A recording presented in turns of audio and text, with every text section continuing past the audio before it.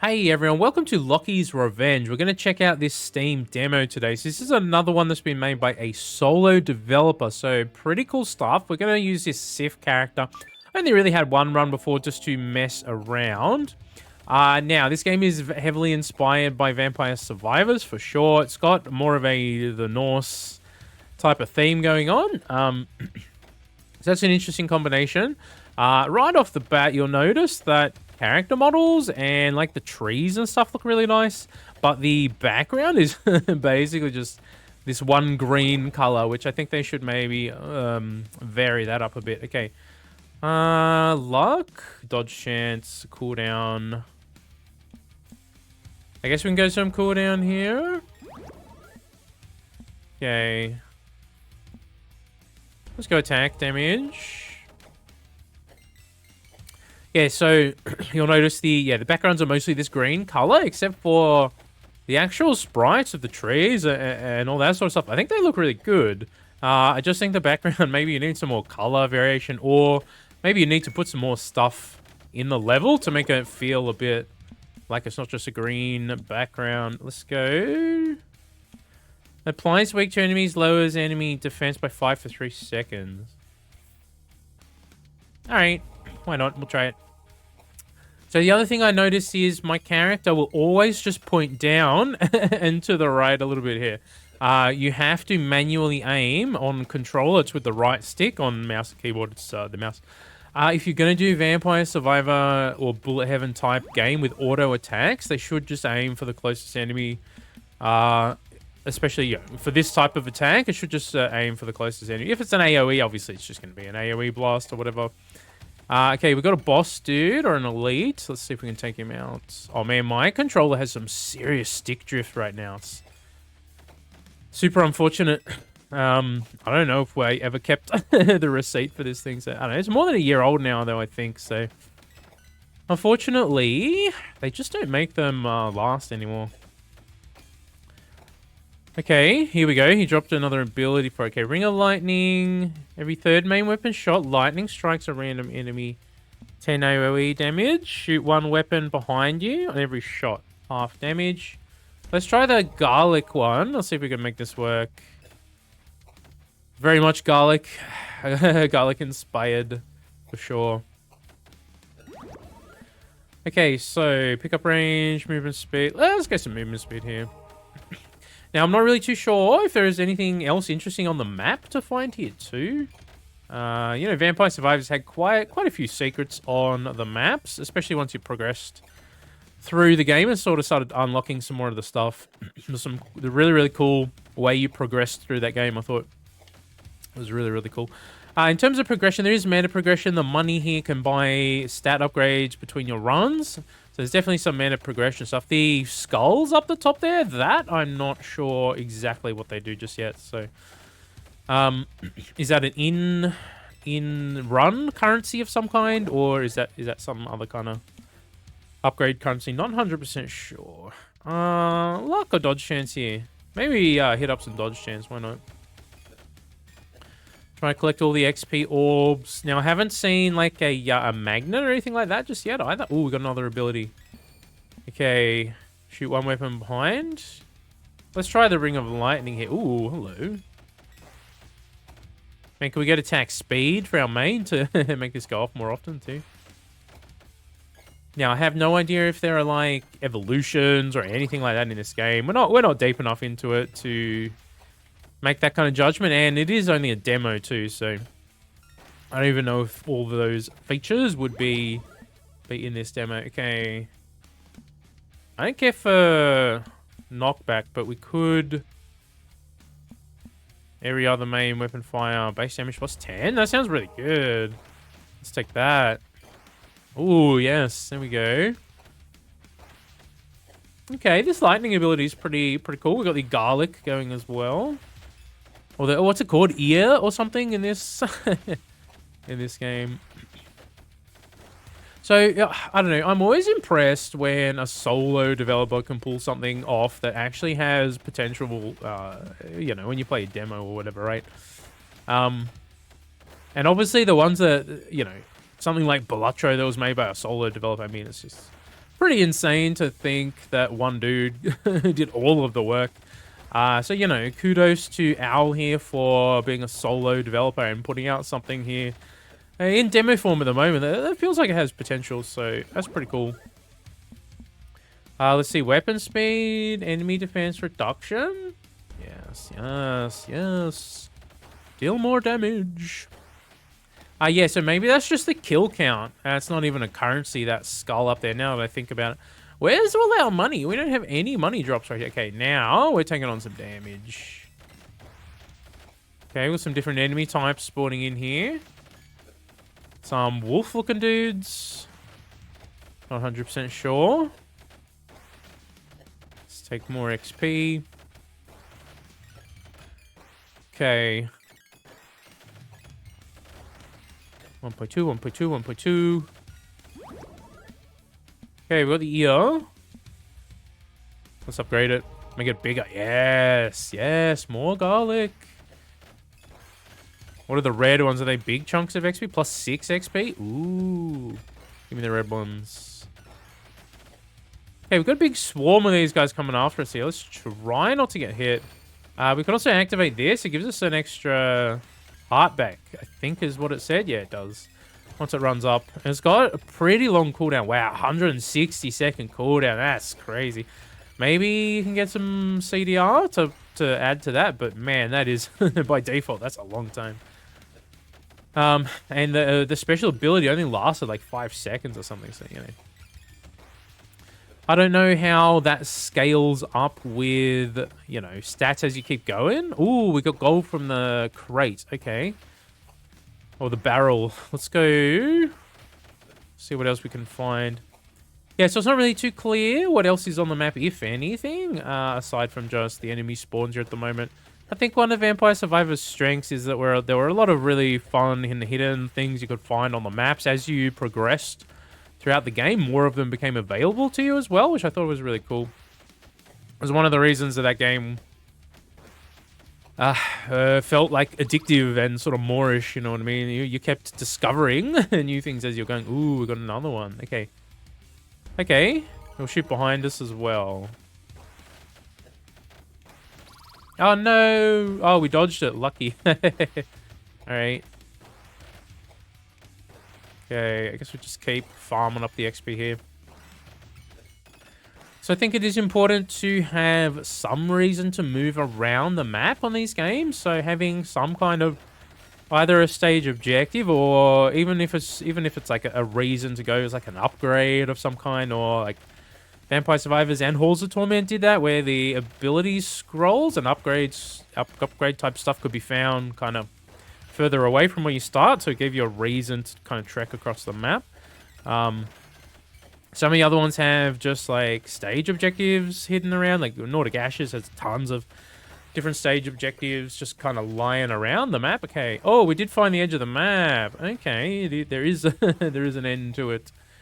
It's just a big wall of trees. You can see the enemies spawning spawning in there too. That's kind of funny. Okay.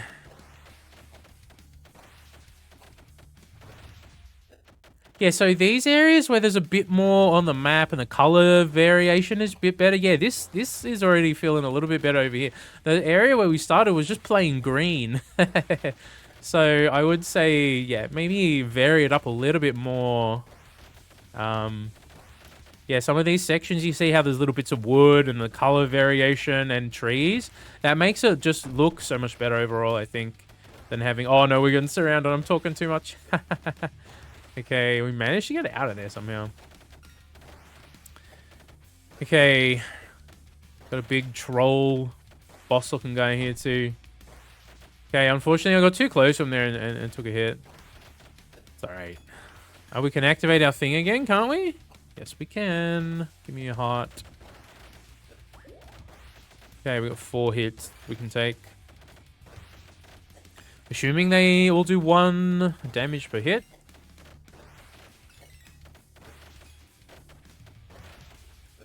Yeah, so I'm not really too sure when this game is scheduled to release, and I'm not sure if it's going to be an early access. Dang, I ran straight into the middle of them.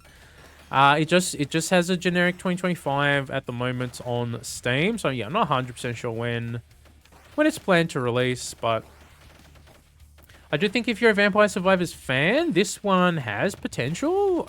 Yeah, we'll see where it ends up going. We'll see how the development progresses and that sort of stuff. And we'll see if they can add more abilities and stuff. It looks like there's only 3 unlocked by default here. I don't know how many the demo features. I assume the full game will feature much more than just 3, but...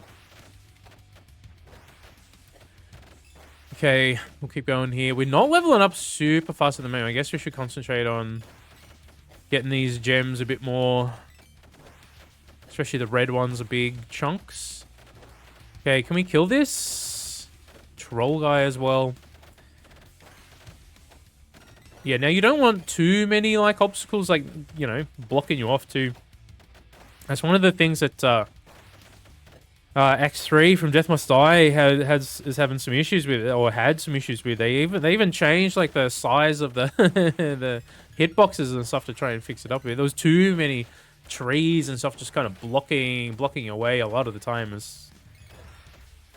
It's just a little bit too annoying, so you don't want too many things blocking you, but I do think you want some visual effects.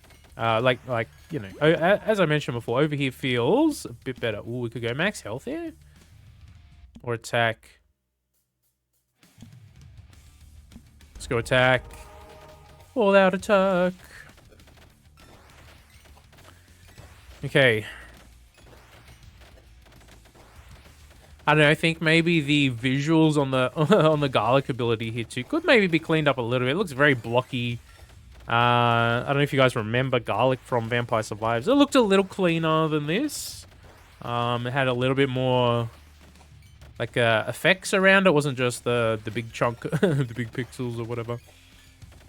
The lightning, on the other hand, looks fantastic. Well done for that animation. Looks really, really good. And what was the third one we picked up? It's the one that shoots behind us, which maybe once it's upgraded or evolved or something, maybe it'll feel really good. There was that in that Letterfer game that we checked out on the channel. The backwards shooting bullets end up being so strong. It was pretty funny. That was a cool game, but I finished it in about 10 hours, and there wasn't anything else to do. Which is not necessarily a bad thing. It was less than $10, and I mean, they gave me a code for it. To be fair, but in generally speaking, it'd only be less than $10 for a 10-hour. If it's a solid 10-hour experience, man, that's worth the money in my book. Okay, we're getting 12 XP drops now. Okay, we did get 52 gold on this run as well. That's nice. Let's go for the big XP chunks.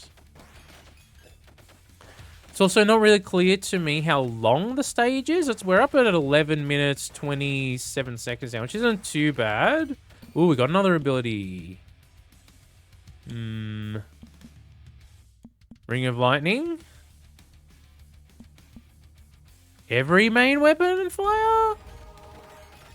Let's go. Alright. I think this lightning one's my favorite of the abilities. It looks cool, it feels satisfying when it goes off, and the upgrades feel like solid solid upgrades, you know what I mean? So I think this lightning ability, fantastic. This garlic one, I like the idea of garlic, but right now it's not feeling like super effective. It could be that we haven't upgraded it enough or whatever. We could take more hearts here since we are kinda... I mean, we lost 2. I guess we're doing alright. I was going to say we're kind of struggling, but we're actually not struggling that much. Okay. So I do like the enemy designs and stuff do look pretty good, I would say. Some of them maybe could go with a little bit more like color variation, or like, you know, maybe make the darker parts a little bit darker or something like that to make, you know, the enemies stand out a little bit more, look a little bit more interesting. I think the character model here, you see what I mean? How the lower part of the robes are kind of darker green, it gives the character model more of a an overall aesthetic that looks kind of better. Whereas these bat-looking guys, I think you need, maybe if you darkened up the shadow parts under their wings a bit, maybe it'd make them look a little nicer there. We go cooldown, or we could go dodge chance. Let's hit some cooldown here. Oh dang, we got hit by something there too. Holy crap! It took. Was he throwing stuff at us? Is that what it was? Maybe he was throwing junk at us. Okay, this looks like a real boss because he has a health bar. The other ones didn't. Okay. Yeah, he must have been throwing rocks at me, and I didn't realize because I was talking too much, as per usual. Oh man, sorry.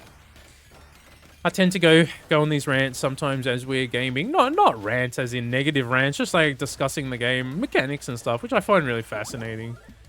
Okay, movement speed might be really nice to have here. Extra shot deals full damage. What does that mean?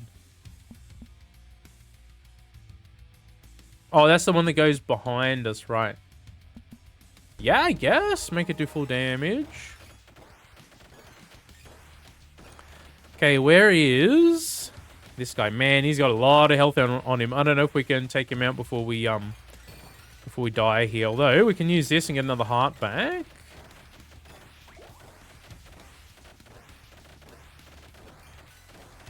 Okay, I wonder what the boss drops if we can actually kill him here. Oh, it got stuck on the tree.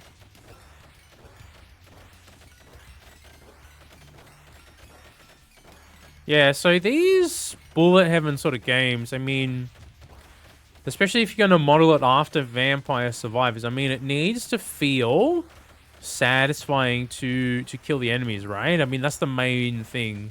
That's one of the reasons that, like, Garlic was really, really fun in that game, because the moment you unlocked Garlic, it felt like I have this huge... early game, anyway. Obviously, Garlic falls off late game, right? But early game getting Garlic feels like this moment, like, oh, now I can just, like, sort of melt through the bats a lot easier. It feels like an upgrade at that point, right? I think that sort of progression through a game like this is pretty important too, so...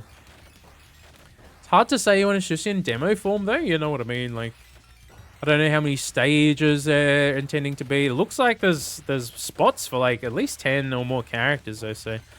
I assume they plan to do a lot of characters. Although, yeah, as I said earlier, I think that's only a solo developer too, which, all things considered, I mean, you've done a pretty good job here, I would say. Definitely are a few things here and there, but okay, let's go for the ear again, level 3. Oh, it's huge now. Let's go. All right, all right.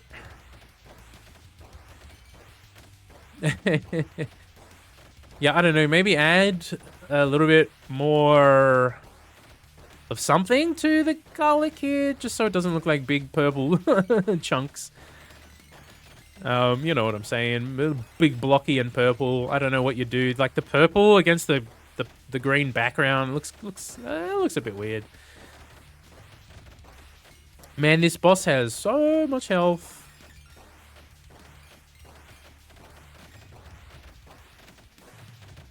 Okay, got 38-second cooldown on our ability here. What are we, 16 minutes in too? I don't know if it's 20-minute run, half an hour run. So Vampire Survivors defaulted to 30 minutes. And I really liked that initially. But as I got further into that game, and as I started playing stuff like Death Must Die, and later on Halls of Torment, I think the 20-minute runs feel maybe a little bit better in these games, but not every stage has to be the same. I think that is a key point that you can learn from Vampire Survivors 2. That game had challenge stages, it had long stages, it had shorter stages, it had stages that were just like on a small bridge or whatever, right? So a lot of variation, which is one of the reasons that that game, you know, keeps people playing, right? Not every stage feels the same. In fact... pretty much all the stages in that game feel different, which is probably one of its strengths. I mean, aside from the just the fact it's a dopamine simulator, you know what I'm saying?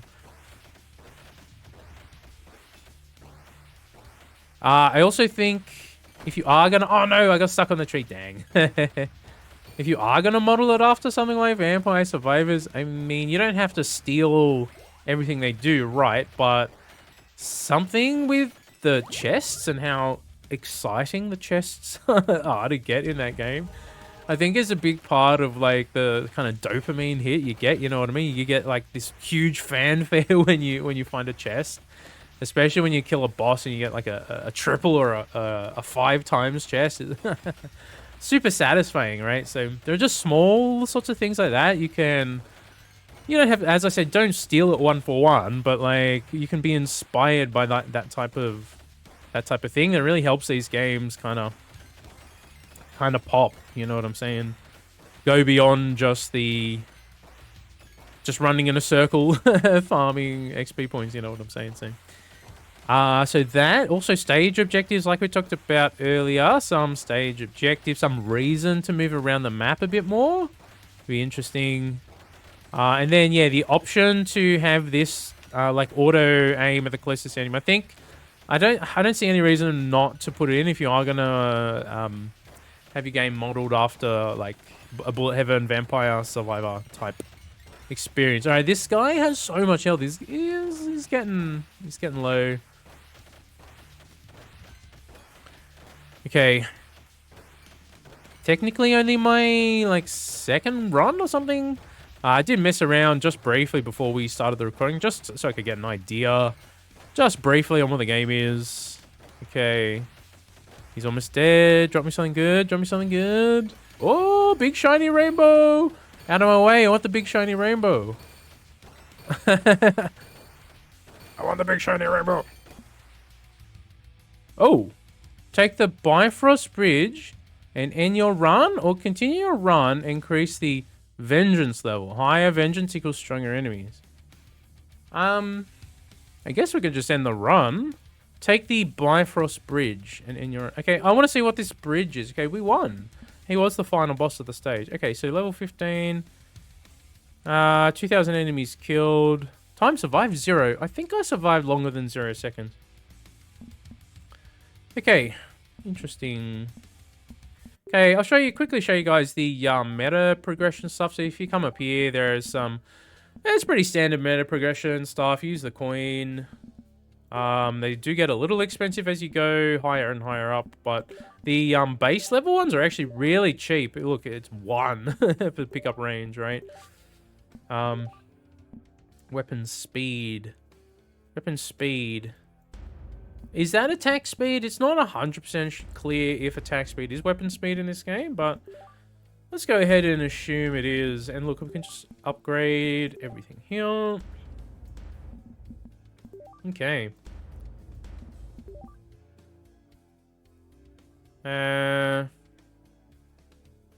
Is this the cooldown? This might be the cooldown. It's not really too clear. There you go, guys. There is a look at Loki's Revenge. So I think it's coming out later this year. It does have a generic 2025 listing on Steam at the moment. I think if you are into Vampire Survivor type games, this one has a potential of being pretty good. I do think early on, you know, it's only demo form here, so there definitely are some things. Number one for me is if you are going to make an auto-attacking game like Vampire Survivors, you just put an auto-aim option for your main abilities too. There's no need for me to just have to aim it around if you're going to have an auto-attack option. Aside from that, just some of the stuff we discussed during the video could potentially make the game more interesting as we go forward. So, guys, if you enjoyed the video, consider hitting a like and subscribe. I'll catch you in the next one. Hope you all have a fantastic, amazing day. Take it easy.